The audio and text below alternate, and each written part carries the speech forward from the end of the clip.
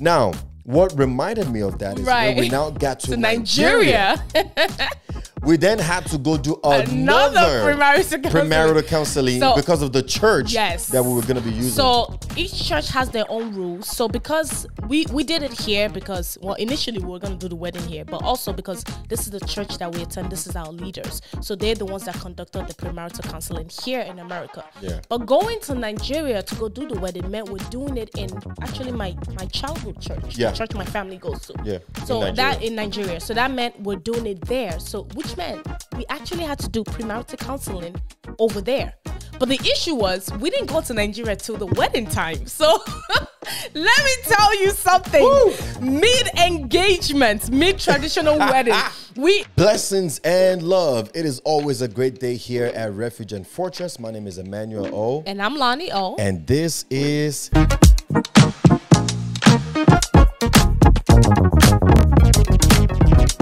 Alrighty, so last week we talked about our long distance journey. Yes. And we talked about everything that happened from when you moved to the tri-state area, when we started our chapter 1 of our relationship. Yes. You know, when we chose each other and decided, you know what, no matter what, we're gonna make this work. We're gonna work together. We're gonna be the best us for each other. Yes. Up until where we are today. So some of the things we talked about was, you know, and understanding that God has a promise for you in our relationship. There was a promise we're working towards, and we just had to go through the process, right? We talked about that last week. We also talked about how we had to get to know each other again after we started to, you know, come together in person. And then choosing each other. I think that was the biggest part. That was the transitional part of our relationship. Absolutely. We chose each other, and from that moment on, it just was smooth sailing. So now, 2 years after we chose each other, we got engaged, and that's what we're talking about today. All right. So we're at, I don't want to say the concluding part of our story because our story is still being written. In fact, you got some cussing away what they're writing in that book. Sorry, what they're writing. English. Okay, so let me tell you guys something about English. me, right? Once you get to know me, I mix a lot of English with Yoruba because I'm a Yoruba girl. I'm a Yoruba. Anyways, so our story is not concluded yet. It's still being written, right? Yes. But we're picking it up from where we stopped last week, which was 2 years after we decided we were going to be with each other. We want to do this with each other. We want to be with each other forever. 2 years after that, we got engaged. So we want to pick it up from there and talk about the whole process from engagement to where we are today, because a lot has happened in that whole time frame. And we also want to give you guys some insight on our culture. So for those that don't know, we are Nigerian. Absolutely. So the Yoruba that you're hearing is because I'm a proper Nigerian girl. Ibadan to be nobody exact. asked you specifically where I'm from. But, you know, we want to, you know, kind of give you guys some insight on our culture and understanding our culture when it comes to relationships, when it comes to marriage, because it's different, right? A lot of cultures sometimes dictates how we are, therefore dictates the kind of relationship we get into or we're in. And culture makes a difference. It's really different for everybody. So we wanted to kind of talk about that as well. And maybe I will need you to I will need you to say something, but yeah. Because you just sitting there like, All right, so we got engaged. So what happened? The question is, what happened before engagement, right? So we had been dating for quite a while now. When we started dating, her mom knew that, you know, I was in the picture, right? And I think, and then, you know, of course I moved closer, and stuff like that. So again, from moving, her dad knew about me, right? And he knew that we were dating, right? But it wasn't really like anything official. Right, so my family knew. You know how we talked about this before, how for men and women it's different? Like, I actually spoke to your mom like the same year that we met. Really? You don't remember that? No. You were home. You were on like was it Uvo or Skype we used to use? And we were talking on Skype, and your mom came in the video, and you like introduced her to me. Really? So I've met your mom like from the get go, right? I've met her from the beginning. Really? It's actually funny that you don't remember that. Wow. But I've met and been introduced to your mom from the beginning, which is funny because, and we talked about this in one of our other videos about how it's different for men, and the rules is kind of different, kind of double standard. Because it was easier to just tell your mom like, oh, I'm dating somebody. This is who I'm dating. Right. Like, but for me, it was like a secret that everybody knew, but nobody wanted to talk about because it's like you still in school, you still got a lot going on. So my family knew of him, especially my mom, because I talked to my mom. She knew of him. My dad, I didn't directly tell, but my mom talks to her husband, so he knew of him as well. He definitely knew, right? Yeah. So, but and he didn't just know of me; he knew what I was doing too at the same time, right? So, when it was time for us to go to be engaged, and I felt like I was ready, mind you, at this point, we had been dating almost 5-6 years in the game, right? Before 5-6 years? What do you mean? About 3-4. Oh, 3-4. Okay. Right. So maybe we've been dating. Wait.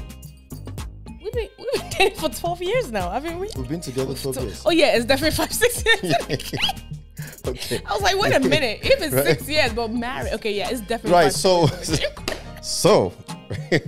5-6 years into our relationship, it was around the time that I felt ready that, okay, let's take this thing to the next level.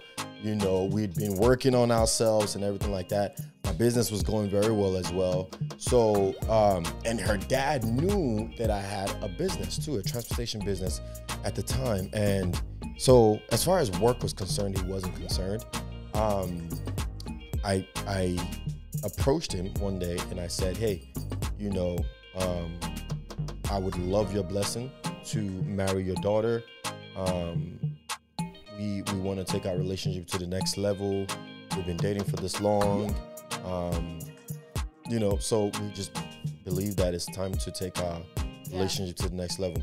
A few things that he was concerned about was, number one, he wanted to make sure that his daughter was done with both bachelor's and masters. Right? Completely done with education. Because his mentality was, once she gets married, she's going to start a family. She may not have time to go back to school anymore. So it was important for him to ensure that she was completely done with education, at least to a certain degree, right? Because if she wants to go into PhD and go into doctorates and stuff like that, of course, you know, nothing is stopping that, right? So that was his own thing for her. And then for me, he also wanted to make sure that I was good with my education. And financially, we were sound. We were like, you know, stable financially. And so my finances was good at the time, right? Still good, glory to God, right? But at the time, it was good enough to say, okay, yes, you know what, you guys can definitely start a family. Exactly. The funny thing that I do want to point out too, and I think there's some pointers here to kind of, let's just talk about that real quick. Yeah. The importance of you going to my dad. Right. Now, it's to some extent, some people can say it's tradition. Like if you want to ask somebody, a girl's hand in marriage, you go talk to the parents, especially the old father. Fashioned. You know, it's old fashioned. That's just the traditional way and everything. And some people do it, some people don't. You know, we in 2022. Everybody just do whatever they want now. But for us, it was important because it represents respect, or it showed respect. It showed honor to my parents, especially my dad, and to me as well, because it let me know that you had that much respect for him as my father to go to him and ask for my hand in marriage. And this was even way before we actually got engaged too. But it was just very important to have that conversation, so that way, you know, he could kind of pretty much, you guys started developing that relationship from then on, because now you're talking about being in his daughter's life. So I think that's really important to point out too, as to the importance of doing that. It shows respect, it shows honor. The Bible says honor your father and mother. That's also part of doing that as well. You know, and again, you know, we're in 2023. You know, we are in 2023. That's in 2022. 2023, and a lot of people a lot of people growing up in this culture, in this generation, are thinking that's optional. I don't think it is. Yeah, I don't think so either. My daughter, she's only 5. Whenever she gets to that point of marriage, I want her to bring her man to talk to me. Best believe. Best believe. So Best this believe. is not, who's gonna say you are? You know. Best Anyway, okay. So I spoke to her dad because I was in the process of proposing to her. Yeah. Right? So I needed to get that cleared out first, that this is the direction we're going. I'm not just dating your daughter just to date. We're not just talking just to talk. We're actually very serious in our relationship, and we're taking it to the next level. So we had that conversation, and we kind of started developing a relationship from then on, myself and her dad, that is. And then I was already cool with the family, the brothers, the mom, the aunties, the uncles, the cousins. All of that was already taken care of, right? But I officially started developing a serious, close relationship with her father, seeing him as my dad as well, right? Exactly. So once that part was done, it didn't matter what else we did or what dad would later on find out, because that part was already taken care of. Exactly. Right? And so the getting down on one knees, the ring, and all the they don't care about glamour that. and all that stuff like that, they don't really That's care for too us. much about that. That was really for her, for me, and all that stuff. That's for us, you know. Yeah. So once I got the blessing from Pops, about a year, maybe 2 after that is when I actually then proposed exactly. with a ring and everything like that, right? Exactly. And then once that part was done, it took us a year to actually plan the wedding. The wedding. Yes. Yeah. Right. Some people do. Yeah, Some right. people So do it took quick, us but a year to plan the wedding because Yeah. we were going to make it a destination wedding. We were going back home to Nigeria to get married. Yes. And boy, it was. Boy, was it a journey. it was interesting. So right after we got engaged, we started planning, which is now we're going to talk about the cultural part of the relationship, of the marriage and the ceremony. So usually we have a couple parts in Nigerian culture. Sorry. Okay, so guys, if you notice from part 1, part 2, and now part 3, we're sharing our story, but there are also lessons that we want kind of like just throw out there. And from everything we just said right now, one lesson or 1 or 2 lessons that you can take away from this is this: a place of honor, like you said, right? Honor and respect. Honor and respect for the elders, the fathers, the mothers, and stuff like that, right? Number 2, carrying people along. Yeah. Right? Don't let nothing just come at people by surprise, right? Carry your family along, carry your cousins, your friends, whatever. Why is it important to carry them along? Because these are people that are going to be part of the journey. They are going to be there. They're going to be at the wedding. They're going to be a part of the planning and part of everything. You know what I mean? So, and then even after the wedding, they're going to be around. They're going to be part of your story, your life, your journey, right? So it's so important to be able to carry people along as you journey through life, right? People that matters. That matters. You know? And then another lesson is, if you heard what I said in the beginning,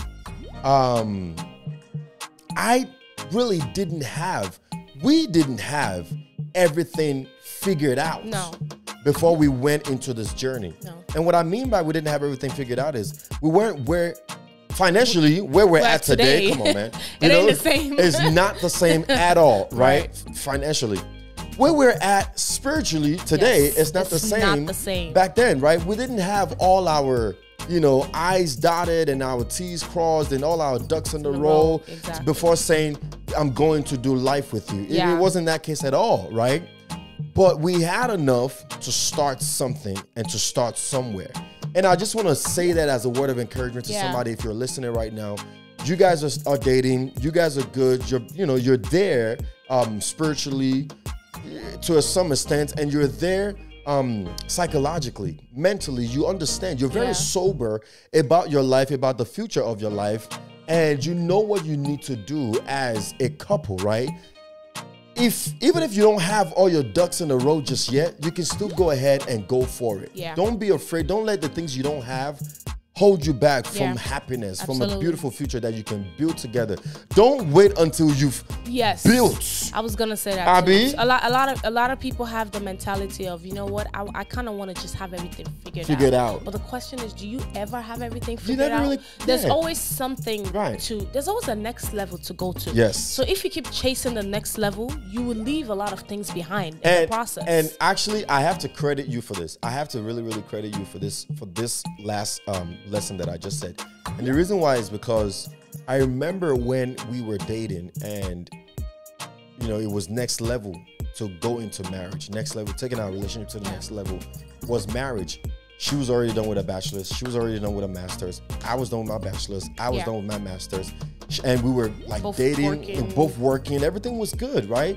It felt like the next logical thing to do was marriage. And so she would try to encourage me into that. But as a man, I always had this mentality, nah. I I still still got gotta a buy lot a to do. property. I still gotta do this. I still gotta do that. You know, like I gotta have a house you know for what us I'm to saying? move into. I gotta You have know, this. where's the kids gonna come to? Like, mind you, we know? were making good money and we had the money to go into properties, but I had a specific kind of property that I wanted to buy. Right. A life that I had built for Built. myself in my head that I wanted to get Before to taking that step. taking the step for marriage, right? And she was like, she said the exact same thing she just said right now.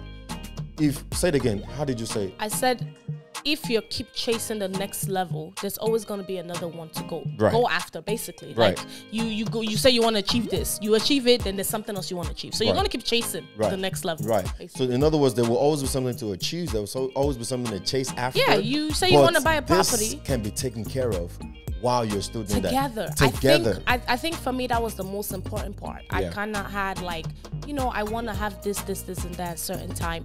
And for me, I saw it as the person I want to be with, the person I want to spend the rest of my life with. I want to know this person, and I also want to build with this person. I don't want to come after you've built, and then I come in the picture and it's like, oh yeah, I did the work. You just enjoy that. No, I want to. It's not like you don't have to. There's certain situations where it's okay when that happens. Somebody is already built from the jump. Yeah.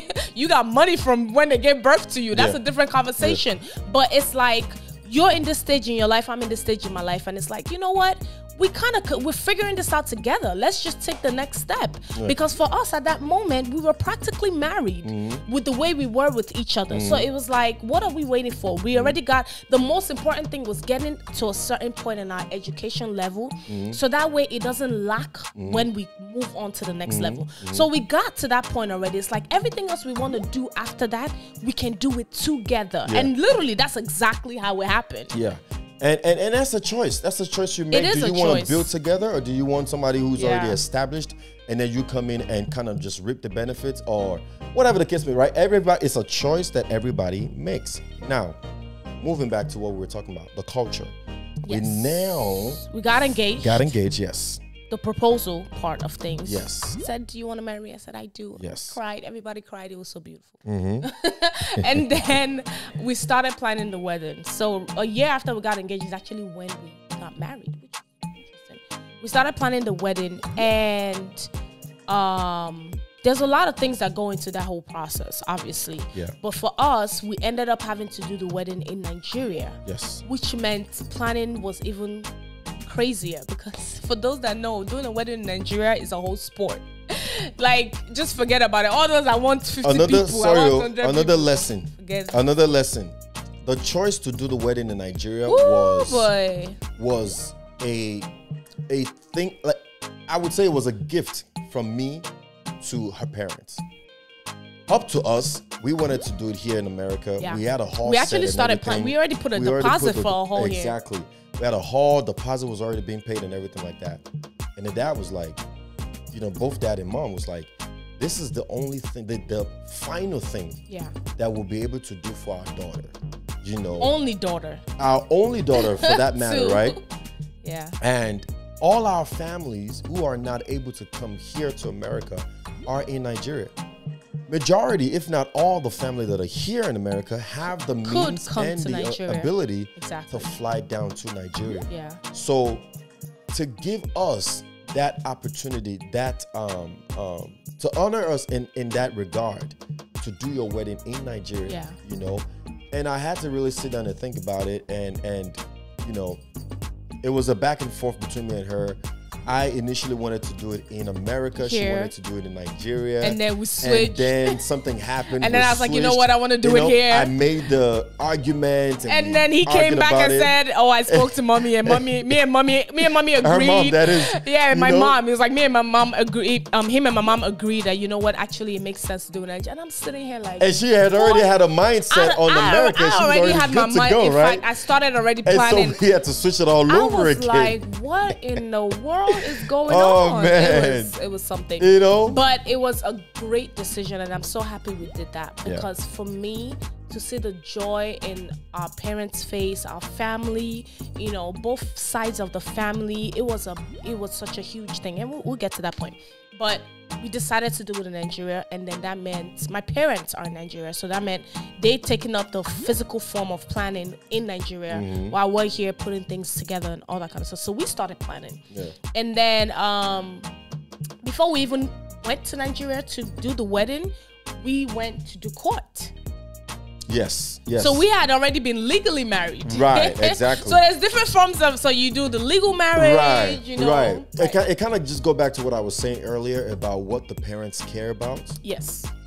Court wedding is another thing they don't care about. Yeah. It doesn't concern them. You do it because you have to do it. Even the church wedding is like you know, what was really ahead, the traditional wedding. That's what the real wedding is for them, and right? The traditional was, they call it the engagement. Right. And really, and it's interesting that that's really what matters to them because it's the cultural one. Yeah. And also it's the one that involves them the most. The most. You know, there's a whole segment in that part of the wedding that involves that is all about them. Hold on, baby. It wasn't even about us. Baby, hold on. Come to think about it. We actually celebrate our wedding in 2017 is when we got 2017, right? Yeah. Is when we got married. Correct. Traditional and church. Yes.